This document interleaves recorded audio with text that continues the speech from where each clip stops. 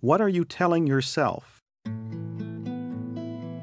It's a demonstrated fact of life that you and I do not behave in accordance with the reality of what we can do, but in accordance with the reality of what we believe we can do. It stands to reason if we change the way we believe, we can change the way we act. Human beings record what they are thinking about. As infants, our thoughts were emotions, and so we recorded emotion. Then we began to put pictures with emotion. Then we labeled those pictures with words. As adults, we now think in one or all of those three-dimensional forms, usually in the form of words first. This is referred to as self-talk. Self-talk is a process by which words trigger pictures that bring about emotions. Every emotional thought leaves a record in the neuron cell structure of the brain. We do not record what is happening. Rather, we record what we think is happening. It is this record of interpretation that begins to shape our personality. A prime example of how this works can be seen in children from the same family background who develop different personalities and lifestyles. It was not what happened to them as children that was recorded, but what they perceived was happening. It was their interpretations that formed their different personalities and attitudes, even though they came from the same family background. One thought alone does not form our self-image.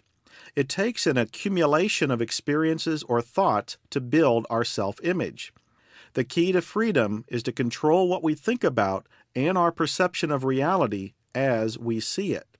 Other people can hand us opinions about ourselves. They can tell us how great we are, or they can put us down. That information is not recorded and does not become part of our belief system until we accept it with our own thoughts. We are not as successful as we can be because of our opinion of ourselves. As we see ourselves or believe ourselves to be, we act in accord with that belief, whether it is true or not. Whenever we get a strong belief, whenever we think what we know is the truth, we then lock onto that belief as a defense against conflicting beliefs. We cannot hold conflicting beliefs in our mind without anxiety or distress. So what we do is gather supportive data and information to prove we are right and not crazy for believing what we believe. This can work against us in seeking out the truth because we operate in accord with the truth as we see it and not as it is.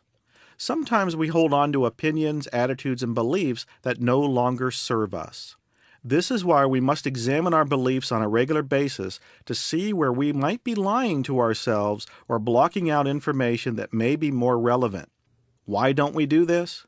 We lock out the truth because we don't want to be wrong, make a mistake, or feel bad.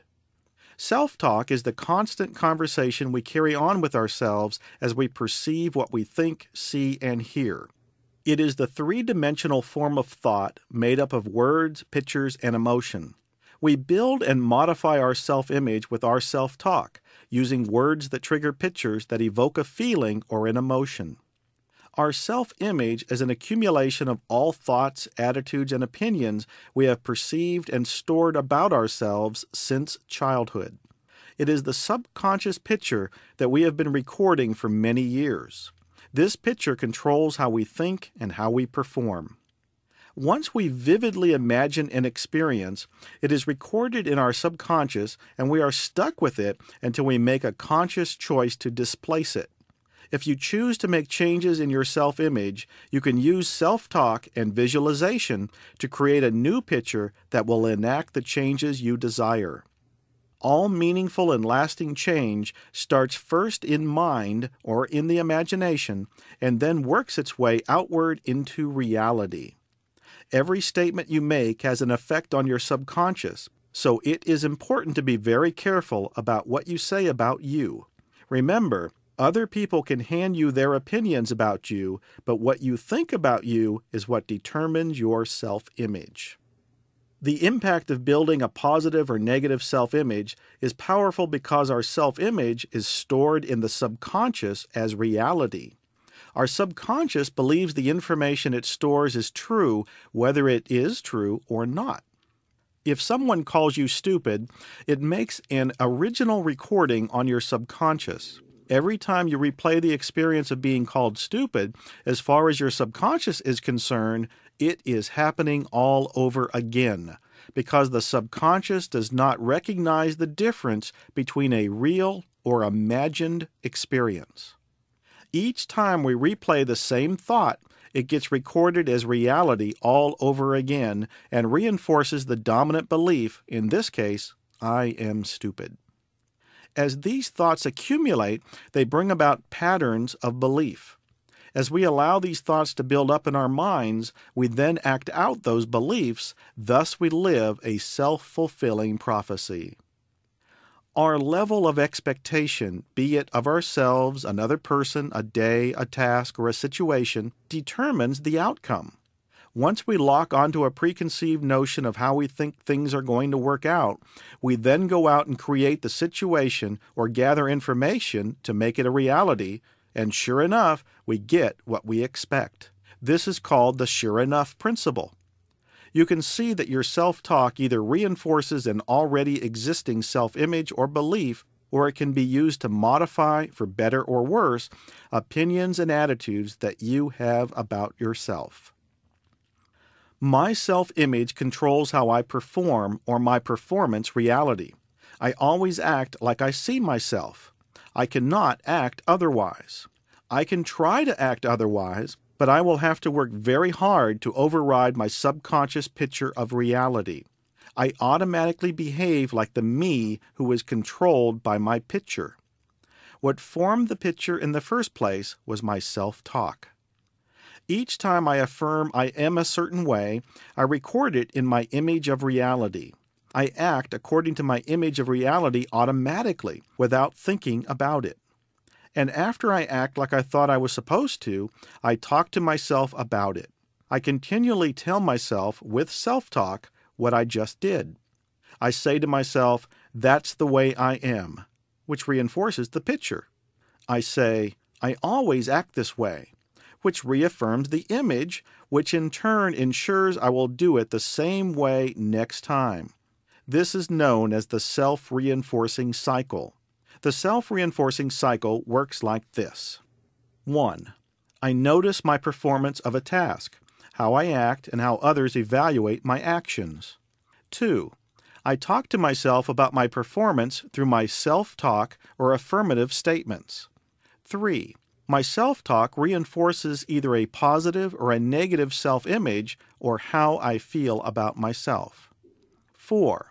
How I feel about myself forms a self-image, which is the regulating mechanism that controls how I perform the next time. Most people, after they have performed below their level of expectations, or if they anticipated poor performance in their imaginations, reinforce the negative experience with statements such as, there I go again, that's just like me, that's the way I am, it happens every time, this is going to be one of those days, etc. Whenever your behavior doesn't match your self-image, you will say to yourself, that's not the way I am, or that's not like me. These statements will only ensure continued poor performance by reinforcing the poor self-image. The only choice you have is to live up to your picture. We have to learn to cease attacking our self-image at those times when our performance does not live up to our expectations, because our negative self-talk will only increase poor performance. So, how do we correct this? The first thing we need to say to ourselves when we are engaged in negative self-talk is, stop it. Then follow up with a statement such as, I am much better than that. The next phase is the key phrase. Say to yourself, the next time I will, then make an affirmation of how you are going to do it next time. Shut off the old picture. Shut off the negative movement. Don't tolerate poor performance from yourself or others, but don't put yourself or others down by focusing on what is wrong. Just say, the next time I will do it this way. If we are working with others, we can say, the next time I want you to approach the client this way, or the next time you will do it like this. What you are doing with these statements is giving positive and immediate feedback to your subconscious. Instead of recording the negative picture, you trigger the picture of the performance you want. The key to reinforcing an already existing positive self-image or modifying your self-image for the better is to visualize what you want your performance to look like the next time and to stop picturing, thinking about, and talking about what you are trying to avoid. When your performance pleases you and you feel good about it, you should use positive self-talk to reinforce the positive picture. Affirm to yourself, "That's the way I am. That's like me." Positive self-talk statements are the best way to maintain or build your own self-esteem. They deliberately cancel out the negative put-downs we apply to ourselves or to the opinions other people try to make us accept about ourselves. The size and scope of your goals will increase proportionately with your self-esteem. When you have low self-esteem, you will attract negative influences that will prevent you from reaching your goals. Take a look at the clients you are dealing with or the relationships in which you are involved. The fact is that you will always associate with people you feel worthy of being with. This includes your friends as well as your clients if you are in business. Take a look at your material possessions. You draw to yourself that which you feel you are worthy of receiving. The car you drive, the clothes you wear, the home you live in. The total quantity and quality of your life is determined by your self-esteem or self-worth. What kind of labels are you putting on yourself? Each one of us has dozens, perhaps hundreds of labels we have given ourselves during our lifetime. I'm a good manager. I'm assertive, shy, warm, friendly, stupid, short-tempered, hard to get along with, lazy, or poor. Because we act like we see ourselves, these labels or opinions govern our behavior. Some of the labels are helpful, but in order to grow and develop, some of the labels need to be changed. Again, we must be careful how we talk to ourselves. The problem is that whatever self-image we have accepted puts a ceiling on the use of our potential. That ceiling has no relationship to our ability to use our potential. But we can only act or perform like the person we see ourselves to be. We must deliberately take control of our self-talk, or it will control us. The opinions or labels we have of ourselves cannot be totally erased because they are stored in our subconscious memory, but they can be displaced through self-talk. The new positive message will then become our dominant opinion, and we always act in accord with our dominant opinion or belief. The most important reason for changing our image when we are dissatisfied with our performance in a particular area is that our self-image controls our performance. Our behavior is automatic. Until we change the picture we have of ourselves, we will automatically continue to reenact the same performance. Our self-image regulates the use of our potential. Anytime we move away from our self-image, anxiety and tension will set in because we are constantly working to act like the self we perceive ourselves to be. Our self-image is what we believe we are capable of doing right now. When we find ourselves being forced by our own intent or by the situations around us, out of where we feel comfortable, away from where we know we subconsciously belong, anxiety and tension sets in. We not only have an internal comfort zone or expectancy level that concerns the kind of behavior that's expected of us, but we have also been programmed as to the kind of environment in which we belong.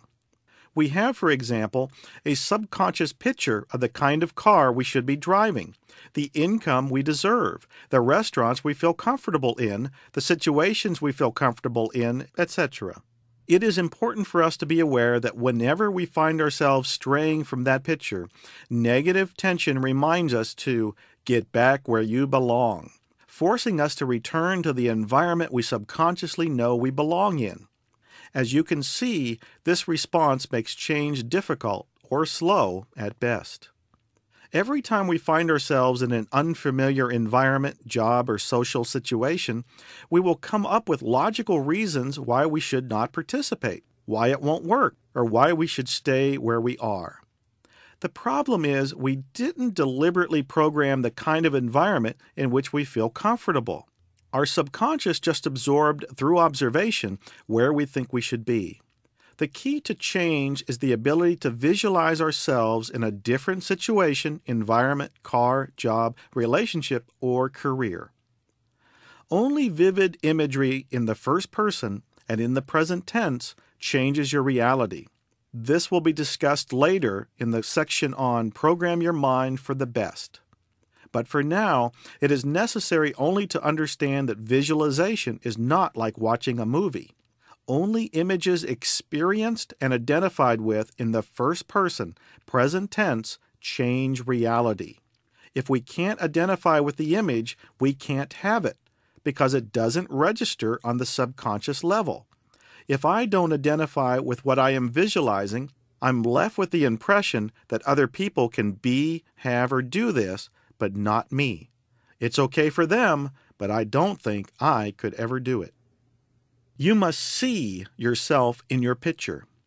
Deliberate affirmation or self-talk, combined with visualization, produces the end result. As we continue to do it over and over again, pretty soon our subconscious accepts that it is true for us. In the beginning, there will be conflict between where I am, or what I have, and what I am accepting subconsciously.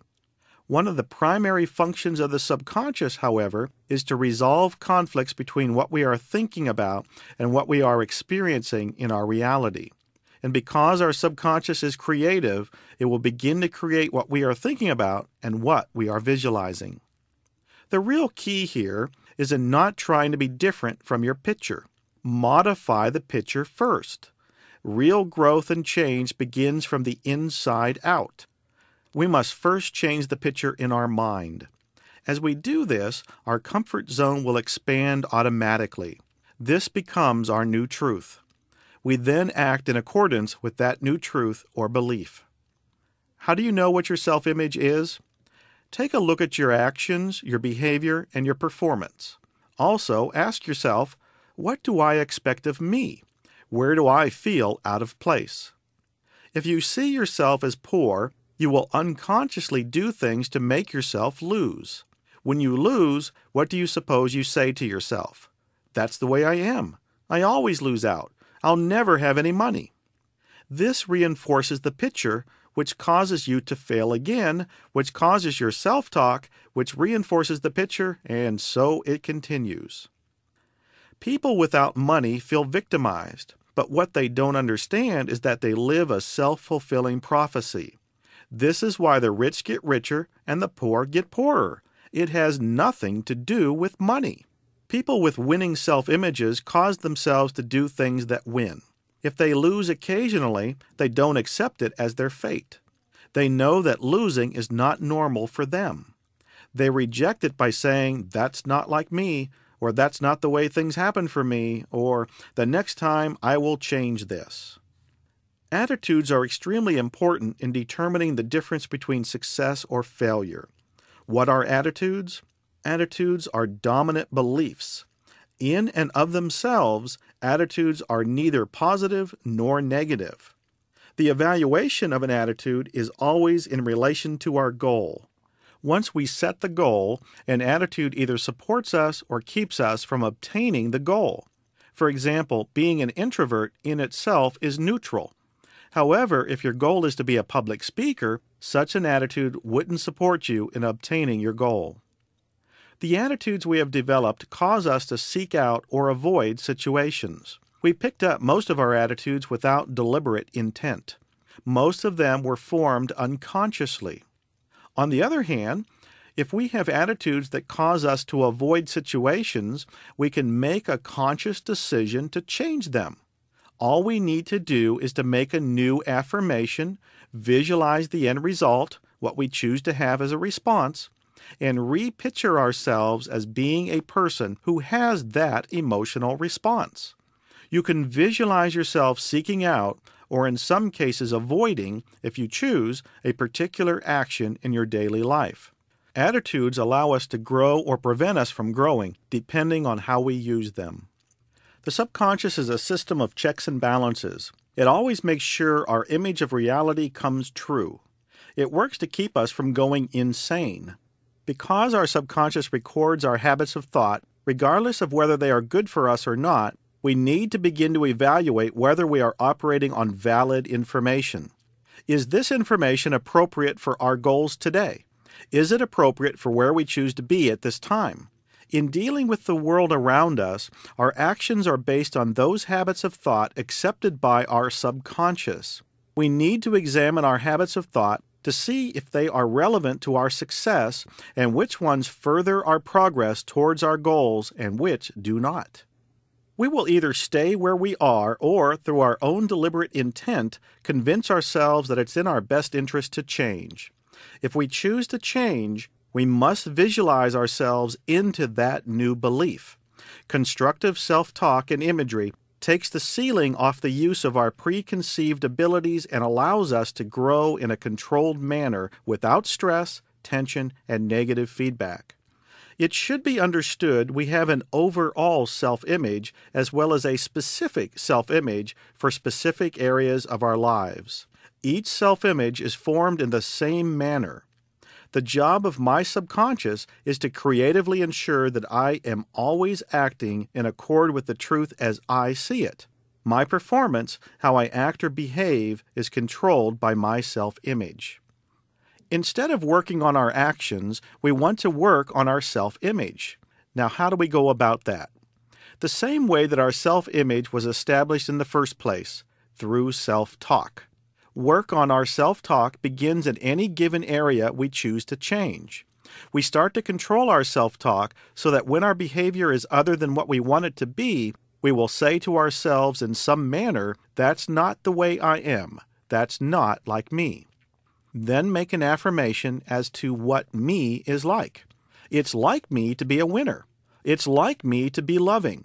It's like me to be successful. It's like me to be outgoing. When I do something that is successful, something that in the past would not have been like me, I must then, through my self-talk, reinforce my belief by saying, "That's the way I am. That's like the new me. I am successful, easy to get along with, outgoing, etc." As I do that, the subconscious records my self-talk. It does not record what is happening. It records my opinion of what is happening. What I image to be true is what I record. We move toward what we picture. We physically, emotionally, and psychologically create, through activity and movement, what we hold as a picture in our minds, whether it is good for us or not. As long as we hold the picture, we are drawn toward that picture. We control our imagery through directed self-talk. We can image ourselves into new behavior, even though right now it may be opposite to the way we are behaving or acting. Remember, thought must come before action. Don't be concerned about your actions. Only be concerned about your self-talk and mental picture. Make sure they are controlled to bring about a desired end result.